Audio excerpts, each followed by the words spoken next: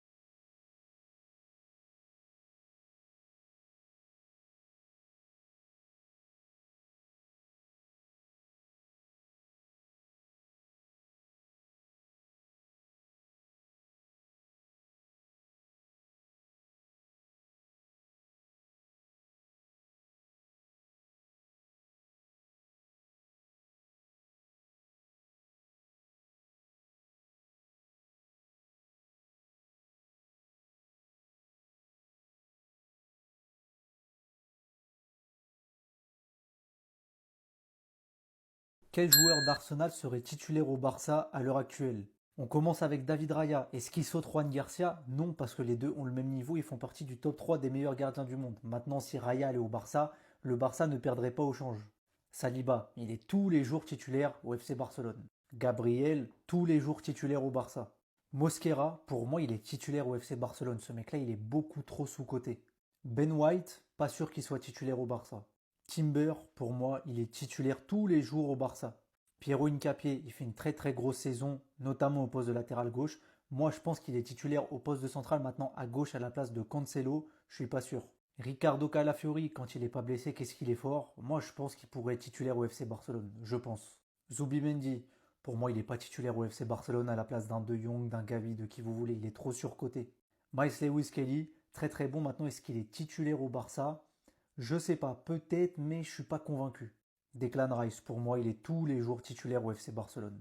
Mikel Merino, très bon joueur, sous-côté maintenant, là, il est blessé. Mais à 100% de ses capacités, est-ce qu'il est titulaire au Barça? Je suis pas sûr à 100%. Eze, très bon joueur, maintenant, est-ce qu'il saute un Fermin ou un Olmo? Je suis pas convaincu. Martin Odegaard, le Martin Odegaard actuel, est-ce qu'il est titulaire au Barça? Je suis pas sûr. Leandro Trossard, pour moi, il n'est pas titulaire au Barça.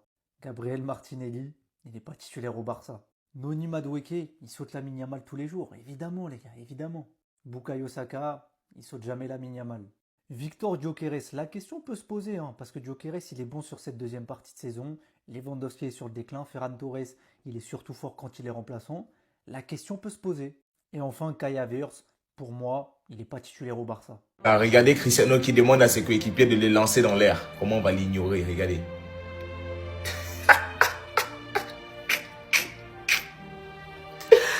Ah, et puis il fait genre, non, champion, on a refusé de te soulever. On a refusé. Oh, il fait un petit sourire forcé là. Comme ça. Ça veut dire même Mbappé hier, il faisait sourire forcé. C'est net comme lui. Il demande à ses coéquipiers, les filles m'ont lancé moi dans l'air. Ils ont fait comme s'ils n'ont pas compris. Et puis il fait un sourire forcé.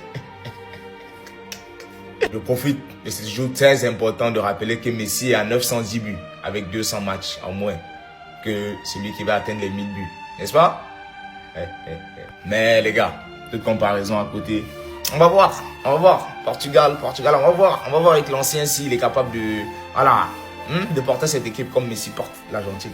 On va voir. J'ai hâte que la Coupe du Monde commence. Franchement, j'ai hâte. On va regarder.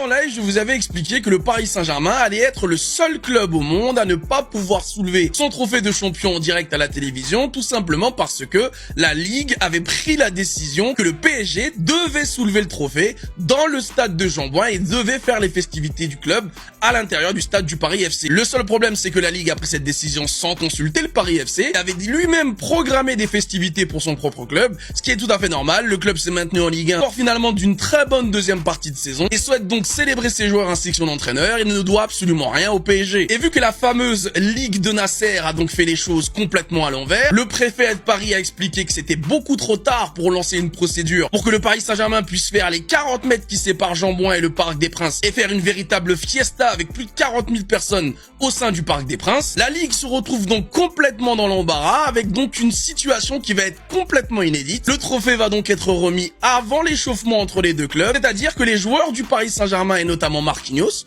vont devoir soulever le trophée de champion de Ligue 1 avant le match entre le Paris FC et le PSG. Autant dire qu'une fois encore, la Ligue va complètement se ridiculiser et prouver son incompétence. Le PSG qui est en train de devenir un club mondialement scruté et mondialement observé tellement le club a du succès en Coupe d'Europe, est encore une fois parasité par sa propre Ligue qui montre encore une fois à quel point elle est incompétente.